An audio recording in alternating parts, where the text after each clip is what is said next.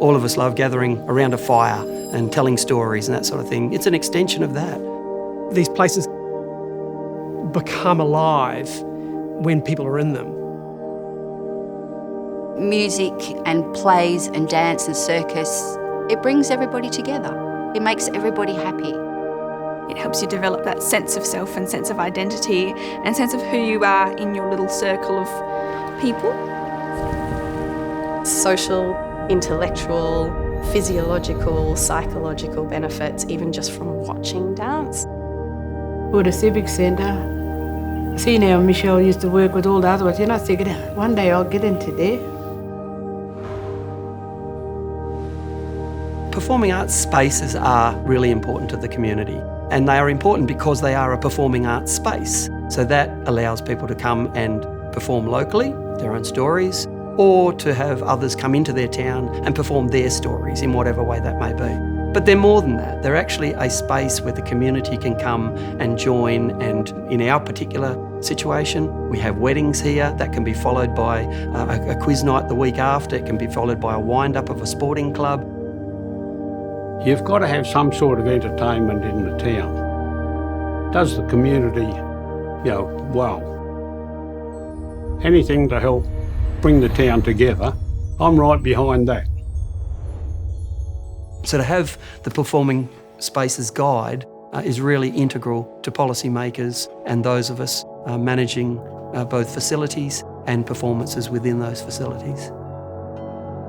The Performing Spaces Guide, the tag phrase in there is a guide to increasing community well-being, and that's the core of it for me. I feel like we are the connection to the community. To be honest, at the moment, I think that's all the town's got. There's so much that goes on in a performing arts space that is connected with its community, and its community is connected with it. And I think that's important, that element of ownership, that element of this is our turf.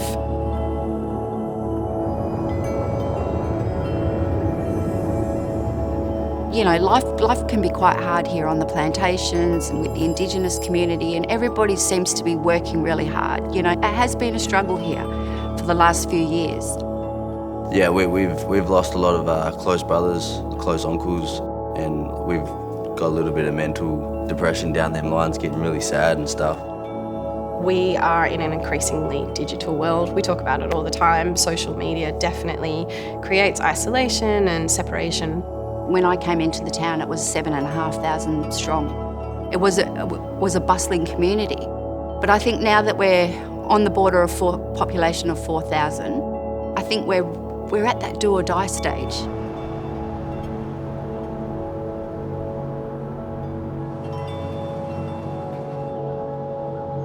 One of the things I really love about our performing space and seeing people coming along to the performing arts is the way that people can come and put aside all the things, all the worries, all the cares about the other bits of their life. Shazari's life has been trouble. Shazari doesn't live with her family anymore, but the Performing Arts Circus has really given her a place to belong. She really enjoys it, and she would love to be working all over the world doing aerial stuff. That she's absolutely passionate about it. Where we do dance, we do feel like that, we've got our lost ones around us, and it makes us feel like more powerful and connected to the land and our own spirit and the spirits that are around us. Because when we use our paint, that's our spirit painting on ourselves. People walk in here happy and they leave happy because this is the place where they can leave everything behind. And it brings social inclusion, it brings, communities together, it helps us kind of heal, it just does a myriad of things that is just so broad-reaching. It's not just one little set of people, it's for everybody. It's not just for, arty people, it's for everybody. There's something that happens in the room between an audience and the performers. It just brings a sense of joy to individuals, which then permeates across the community.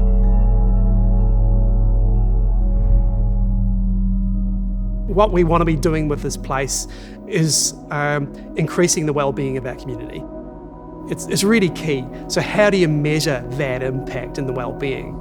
Yeah, it's important to measure value in the way it's always been measured with regard to how many people come to your theatre or to your performance space. That's still important. Obviously, there's financial constraints that we all have to work around.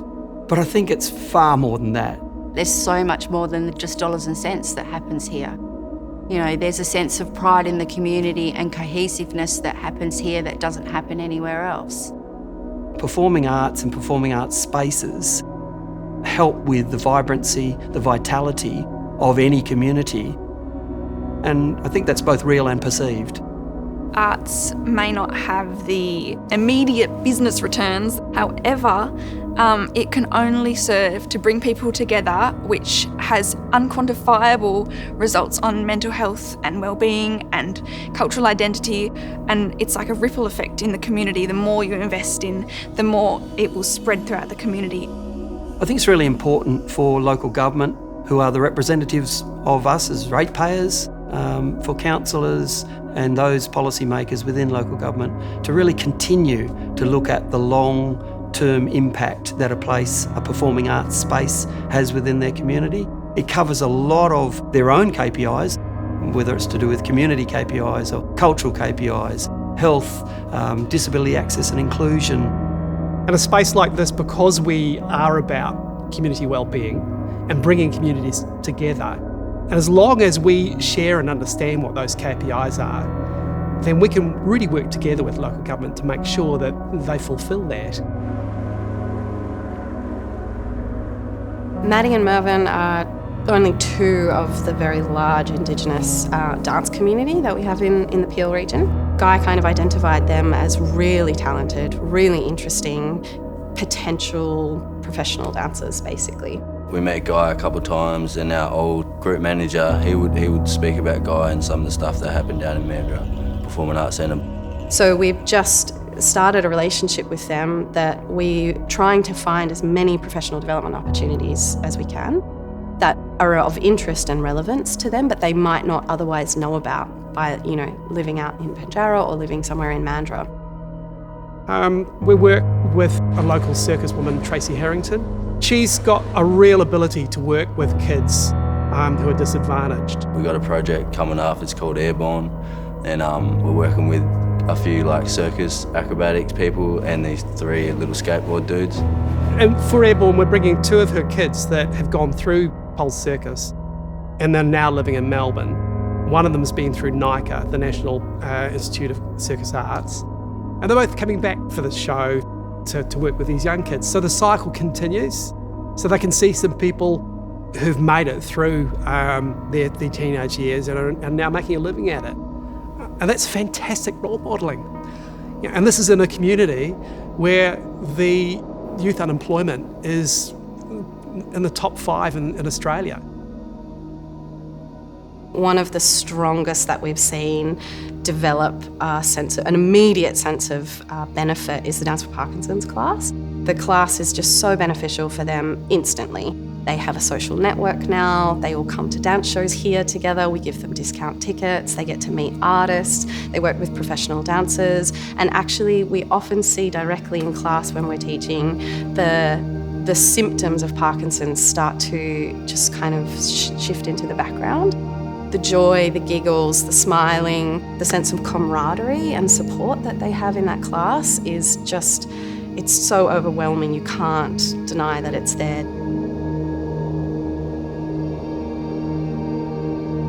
Marian's come a long way in her life, and she's at a point in her life where she wants to be connected and she wants to bring people together. She wants the black fella and the white fellas to work together. She wants positive change. Our town been through a lot, but at least someone cared to come along, show what they got to offer, and we go along and support it. Then out of that, we get a good vibes. We feel something there, And when they hear the clapping and the cheers, they feel good. Everyone feels good, because then you'll have little teardrops, and you feel good in yourself, and you had a good night, and you and your friends walk out talk about it next day, all this, you feel high after, something like that. If we didn't have a centre like this, I don't think the community would be as cohesive as it is, as it's becoming. And I don't think the Indigenous people in particular would have a place to come and socialise and join in with the community and feel part of the community. A facility like this in any community, any small community, is going to be the hub.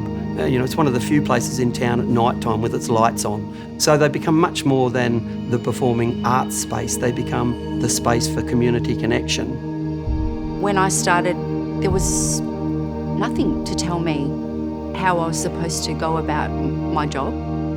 The Performing Spaces Guide has been really integral to allow me as a manager and my staff, but also within local government itself, policymakers and others, to have a reference point. Local government people can really start to build up an idea both in their head and with their plan, and see the way that they actually can make use of these fantastic facilities that are all over the place. The support that is available and that we are offered from the Performing Spaces Guide really assists in moving forward and to take a risk, and for local governments to be able to take an informed risk, if you like, to build new infrastructure based on what the community is saying. There's power in community and there's power in people coming together. It's good to see that we're actually moving as a little group as part of, Mandurah Performing Arts Centre. I think that's where we want to take it, to at least get a show somewhere overseas, just to be able to show a whole nother nation, another country, where we come from. We're public facilities, and so therefore the community own this place. And the community need to be invited here. So we need to broaden the vision of what we're doing and engage with a whole bunch of people, starting with local government, but expanding well beyond that, because local government is nothing in itself. Really, they're there to serve the community, as are we. So it's our responsibility to see what the needs are and to invite people in. Performing spaces are absolutely integral to the long-term viability of a community. Things can come and go, wax and wane, fashions come, fashions go, but the things that will always remain are people wanting to tell their stories, people wanting to engage with each other, and just to feel a connectedness within their community. That will never change, and that's where local government is so important in providing the facilities that allow their communities to do just that and to develop what communities do best, and that's to be a community.